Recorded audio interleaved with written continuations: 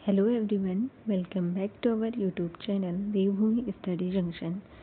तो आज सीटेट के लिए जो हमने क्लासेस स्टार्ट की हैं उसमें ये हमारा सेकंड वीडियो है। इसके फर्स्ट वीडियो में हमने थॉर्नडाइक की ट्रायल एंड एरर थ्योरी को कंप्लीट किया और उससे रिलेटेड क्वेश्चंस किए। अगर अभी तक आपने वो वीडियो नहीं देखी है तो आप इस चैनल के प्लेलिस्ट में जाके उसे देख सकते हैं। और आज की वीडियो में हम बहुत सारे इंपॉर्टेंट टॉपिक्स को कवर करेंगे, तो इस वीडियो के अंत तक बने रहिएगा। तो स्टार्ट करते हैं आज की वीडियो। सबसे पहले हम शिक्षण विधियों टीचिंग मेथड्स के बारे में पढ़ेंगे, क्योंकि इनसे रिलेटेड क्वेश्चंस काफ़ी एग्जाम में पूछे जाते हैं। तो फर्स्ट है आगमन विधि। आगमन विधि जिसे हम इंडक्टिव मेथड कहते हैं, और ये जो मेथड दिया है ये किसने दिया है? ये मेथड दिया है फ्रांसिस बेकन ने। तो इस मेथड में क्या होता है, जैसे कि इंडक्टिव मेथड है, इंडक्टिव मेथड किसने दिया है? हमने देखा कि ये मेथड जो दिया है फ्रांसिस बेकन ने दिया है। इस मेथड में हम कैसे चलते हैं? इस मेथड में हम जनरल टू स्पेसिफिक न चलकर स्पेसिफिक टू जनरल चलते हैं, ठीक है। इसमें हमें पहले से कोई थ्योरी पता नहीं होती है, हम मतलब कि हम एग्जाम्पल टू रूल चलते हैं। लास्ट में हमें रूल निकालते हैं हम यहाँ पे। अगर पूछा जाता है कि इस तरह से भी क्वेश्चन पूछा जाता है कि शिक्षण की किस विधि में एग्जाम्पल से रूल की ओर चला जाता है, तो उदाहरण से नियम की ओर चलते हैं। तो वो इंडक्टिव मेथड ही होता है, जिसमें हम पहले बच्चों के सामने छोटे छोटे उदाहरण प्रस्तुत करते हैं, उसके बाद उन्हीं उदाहरणों से आगे बढ़ते हुए हम थ्योरी निकालते हैं और उसे जनरलाइज करते हैं। तो ये कौन सी मेथड हो जाती है? ये हो जाती है इंडक्टिव मेथड, जिसमें हम थ्योरी को जनरलाइज करते हैं। ये उदाहरण से नियम की ओर होती है। छोटी कक्षाओं विशेषतः व्याकरण और गणित के लिए इस तरह की मेथड का यूज़ किया जाता है। सेकंड आती है डिडक्टिव मेथड। तो डिडक्टिव मेथड जो है वो किसने दिया था? ये अरस्तु ने दिया था। ये इंडक्टिव का अपोजिट होता है। इसमें क्या होता है? इसमें हम जनरल टू स्पेसिफिक चलते हैं। इसमें कोई थ्योरी होती है और हम उसे क्या करते हैं, मतलब कि उसको एक्सपेरिमेंट करके उसको प्रूफ करते हैं इसमें डिडक्टिव मेथड में। तो डिडक्टिव मेथड क्या चलता है?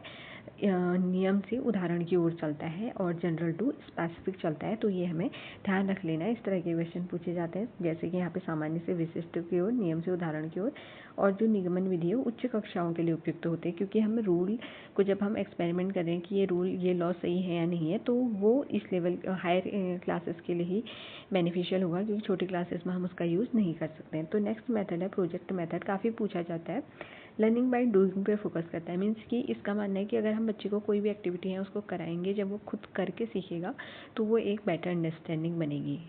बतौर कि अगर एक टीचर आगे से लेक्चर दे, उससे बेहतर है कि अगर बच्चा लर्निंग बाय डूइंग से सीखता है। तो ये मेथड दिया था, किलपैट्रिक ने दिया था।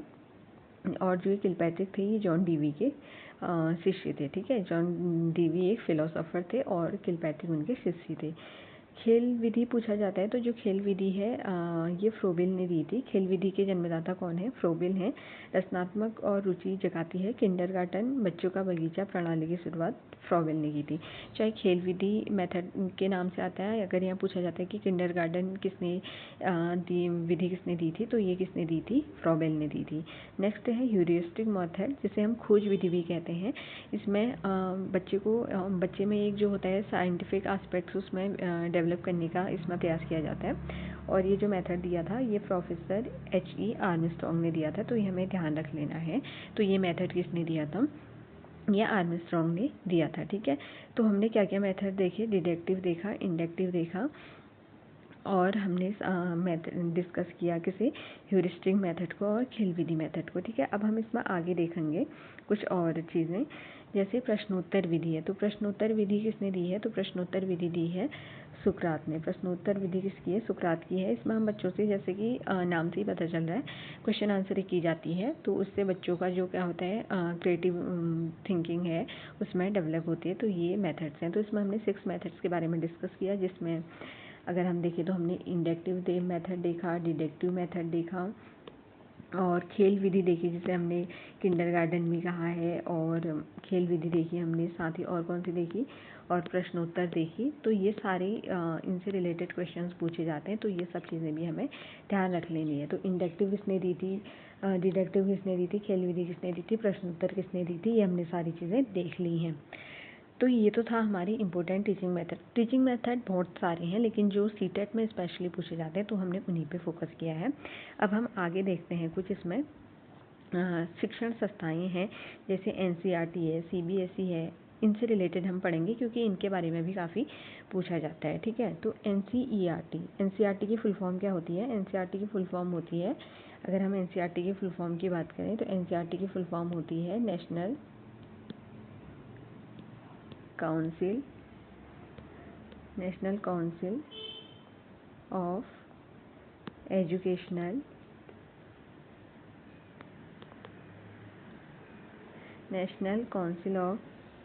Educational research and training. ठीक है, क्या होती है इसकी फुल फॉर्म?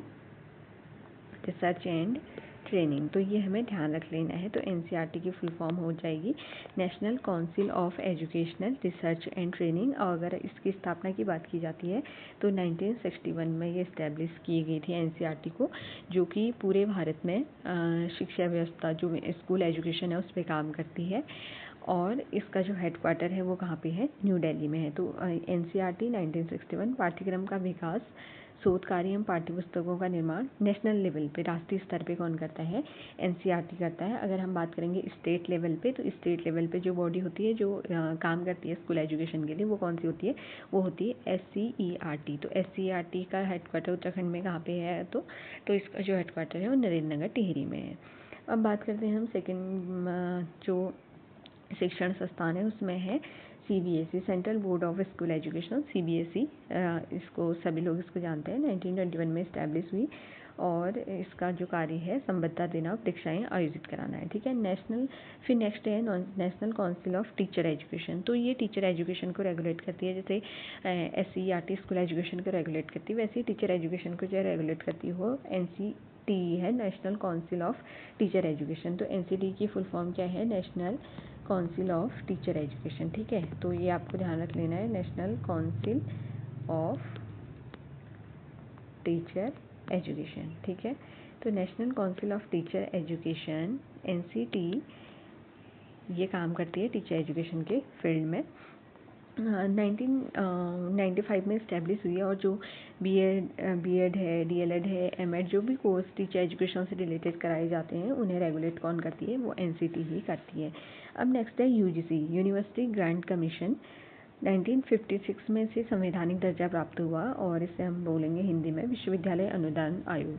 तो जो यूनिवर्सिटी से रिलेटेड जो नॉर्म्स होते हैं, जो मानक होते हैं उसके, तो उनको जो डिसाइड करता है वो यूजीसी डिसाइड करता है। यूजीसी के रूल के अकॉर्डिंग ही जो यूनिवर्सिटी होती है वो काम करती है। ठीक है, अब बात करेंगे हम एनसीएफ। तो एनसीएफ है नेशनल करिकुलम फ्रेमवर्क, ये 2005 की यहाँ पे बात की जा रही है। तो इससे पाठ्यचर्या की रूपरेखा देता है और इसने एक मेन बात की थी कि रोट प्रणाली, रोट जो सिस्टम है कि बच्चों को रटने पे जो फोकस था वो उसने कम किया था, क्योंकि इसने कहा था कि बच्चों को रटने पे नहीं बल्कि लर्निंग बाय डूइंग, सीखने पे ज़्यादा फोकस किया था। ये तो किया था एनसीएफ 2005 था। ठीक है, अब हमने ये भी इसमें देखा। अब हम साथ ही यहाँ पे देख लेते हैं कि कुछ शिक्षा एजुकेशन से रिलेटेड कुछ, तो जो इसमें इम्पोर्टेंट आर्टिकल्स हैं, सबसे फर्स्ट से है आर्टिकल 21A। तो ये जो था ये मूल संविधान में आर्टिकल नहीं था, तो इसे ऐड किया गया था 86 कॉन्स्टिट्यूशनल अमेंडमेंट 2002 के द्वारा। इसमें क्या किया गया था कि 6 से 14 वर्ष तक के आयु के जो बच्चे होंगे उनके लिए निःशुल्क शिक्षा का प्रावधान था। तो ये आर्टिकल भी सीटेट के एग्जाम में पूछे जाते हैं, तो हमें ध्यान रख लेना है। नेक्स्ट है आर्टिकल 29 और आर्टिकल 30। तो ये जो अल्पसंख्यक वर्ग हैं उनसे रिलेटेड है। फर्स्ट है कि जो 29 है अल्पसंख्यक वर्गों के हितों के संरक्षण से है कि उन्हें अपनी भाषा, लिपि और संस्कृति को बनाए रखने और उस पर काम करने का अधिकार है। और दूसरा आर्टिकल 30 है कि उन्हें भी जो अल्पसंख्यक हैं वो भी अपने शैक्षणिक संस्थान स्थापित कर सकते हैं और गवर्नमेंट उन्हें फंडिंग देने से कभी भी मना नहीं कर सकती। तो ये बात की गई है आर्टिकल 30 में। फिर है आर्टिकल 45, 6 वर्ष से कम आयु के बच्चों को प्रारंभिक देखभाल एवं शिक्षा जो अभी न्यू एजुकेशन पॉलिसी में ECCE कहा गया है, early childhood care and education, तो ये इसी आर्टिकल के तहत है। और आंगनबाड़ी भी जो है, अगर कभी पूछ लिया जाता है जो आंगनबाड़ी चलते हैं वो किस आर्टिकल के तहत उन्हें उनका प्रावधान है, तो आर्टिकल 45 में ये चीज़ें दी गई हैं, ठीक है। 51A के है, इसमें 11 मौलिक कर्तव्य हैं, ये भी मूल संविधान में नहीं थे, ये भी फिर अमेंडमेंट के थ्रू ही जोड़े गए थे, ठीक है। तो ये कुछ मेन आर्टिकल्स थे जिनसे रिलेटेड क्वेश्चंस पूछे जाते हैं, तो ये भी हमें ध्यान रख लेना है। और प्राइमरी एजुकेशन में मदर टंग में जो शिक्षा की बात की गई है वो 350 में की गई है, तो इसे भी ध्यान रख लेना। तो 350 में ये कहा गया है कि जो प्राइमरी प्राथमिक स्तर पर जो शिक्षा है वो मदर टंग अर्थात मातृभाषा में दी जाए ताकि बच्चा अच्छे से समझ सके, ठीक है। तो ये हमने देखा। अब हम कुछ और चीज़ें इसमें देख लेते हैं, जैसे कुछ बुद्धि सिद्धांत हैं कि हमारे जो इंटेलिजेंस थ्योरी हैं उनके बारे में दिया गया है। तो एक कारक सिद्धांत मतलब कि यूनिफैक्टर थ्योरी, तो जो यूनिफैक्टर थ्योरी है जिसमें अल्फ्रेड बिने ने कहा था कि बुद्धि केवल एक सिद्धांत पर कार्य करती है, तो वो दिया था अल्फ्रेड बेन ने और बिने ने। और द्विकारक सिद्धांत तो ये दिया था चार्ल्स स्पीयरमैन ने। इन्होंने बोला था एक तो जनरल फैक्टर होता है और एक स्पेसिफिक फैक्टर होता है। जो जनरल फैक्टर इन्होंने बोला था कि एक होता है जी फैक्टर और एक होता है एस फैक्टर। तो स्पीयरमैन ने बोला था तो जो जी फैक्टर होता है वो बॉर्न होता है, मतलब कि जन्म से ही ये बच्चे में होता है। और जो स्पेसिफिक फैक्टर होता है इंटेलिजेंस का, ये बच्चा गेन करता है, मीन्स कि जब वो जन्म लेता है, जन्म लेने के बाद वो जब सोसाइटी के संपर्क में आता है, चीज़ें सीखता है, तो तब उसका ये जो स्पेसिफिक फैक्टर है डेवलप होता है। लेकिन जो जी फैक्टर होता है वो बच्चे में जन्मजात होता है। कई बार सीटेट में से दे दिया जाता है कि जो जी फैक्टर मीन्स जो सामान्य हम कारक कह रहे हैं, तो बुद्धि का जो सामान्य कारक है क्या वो जन्मजात होता है, तो तुम्हें ऑप्शन चूज़ करने होते हैं कि ये सही है या गलत है। तो हमेशा ध्यान रखना जो जनरल फैक्टर होता है ये बॉर्न होता है, मतलब इनबॉर्न नहीं होता है, जन्म से ही जन्मजात होता है। लेकिन जो स्पेसिफिक फैक्टर होता है ये जन्मजात नहीं होता है, इसे एबिलिटी इंसान अपनी एबिलिटी से गेन करता है, ठीक है। तो हमें ये भी ध्यान रख लेना है कि किस तरह के क्वेश्चन पूछे जाते हैं। तो बहुबुद्धि सिद्धांत की अगर बात की जाती है तो बहुबुद्धि सिद्धांत दिया था हार्वर्ड गार्डनर ने। और इसमें पहले तो जो थी 7 तरह की बुद्धि की बात की थी, बाद में जो ये प्राकृतिकवाद और इसमें ऐड नहीं है, आई थिंक वो प्रकृतिवाद और एक और जोड़ा था कुछ अस्तित्ववाद, तो वो 9 हो गए थे लास्ट में। लेकिन जो अगर अभी फाइनल पूछा जाता है तो इसमें 9 है, हमें ये ध्यान रख लेना है। बाकी इंटेलिजेंस की कुछ अदर थ्योरीज भी हैं, जैसे एक मल्टी फैक्टर थ्योरी है इंटेलिजेंस की, वो थॉर्नडाइक ने दी थी। और 7 फैक्टर थ्योरी जो दी थी वो थर्स्टन ने दी थी। और बुद्धि सिद्धांत से रिलेटेड एक टॉपिक में और लेके आऊँगी एक वीडियो, जिसमें हम सारे इंटेलिजेंस की जितनी थ्योरी होंगी उससे जितने क्वेश्चन बन सकते हैं उन्हें कवर करेंगे। तो आज इसमें काफ़ी शॉर्ट में ये चीज़ें दी हुई थी, ठीक है। अब हम एक इम्पोर्टेंट RT एक्ट के बारे में बात कर लेते हैं। RT एक्ट जो है ये 2009 में आया था, लेकिन अगर पूछा जाता है कि ये लागू कब से हुआ, क्योंकि स्पेशली लागू डेट इसकी पूछी जाती है, तो 1 अप्रैल 2010 से ये लागू हुआ। और इसमें जो शिक्षक छात्र का जो रेशियो बताया गया है, जो प्राइमरी लेवल पे है, प्राइमरी लेवल पे 1:30 है, मीन्स कि 30 स्टूडेंट पे 1 टीचर।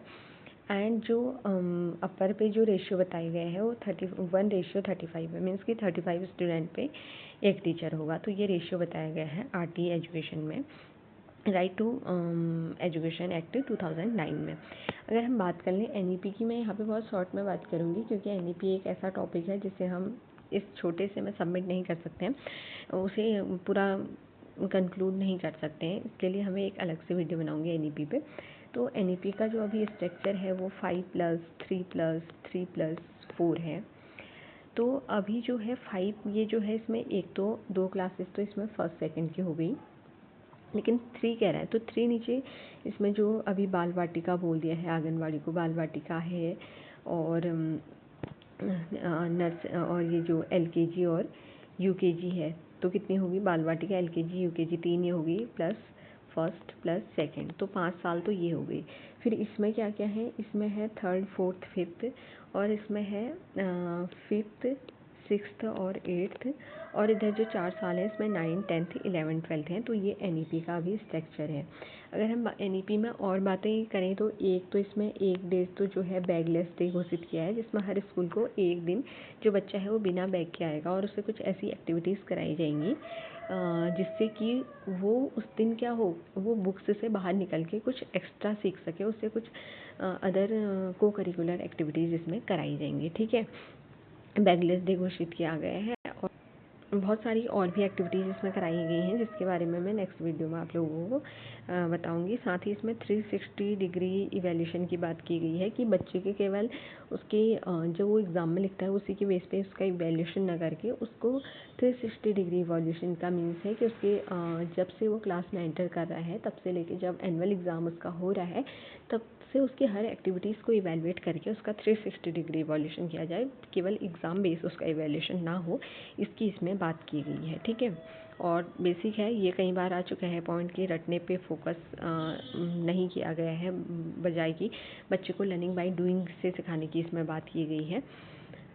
तो ये सारी चीज़ें हमने इसमें देखी हैं। अगर हम बात करें कुछ और टॉपिक्स की जो अगर हम अभी देख सकते हैं, क्योंकि बहुत लंबे ये टॉपिक जब हमने बहुत सारे टॉपिक्स को इसमें लिया है तो किसी एक टॉपिक को हम ज़्यादा कवर नहीं करेंगे, और जो टॉपिक इम्पोर्टेंट, जैसे मैंने आपसे कहा कि इंटेलिजेंस थ्योरी को हम एक अलग से वीडियो में कवर कर लेंगे और इसी तरह से हम उसको भी एक अलग वीडियो में कवर कर लेंगे किसी NEP 2020 को।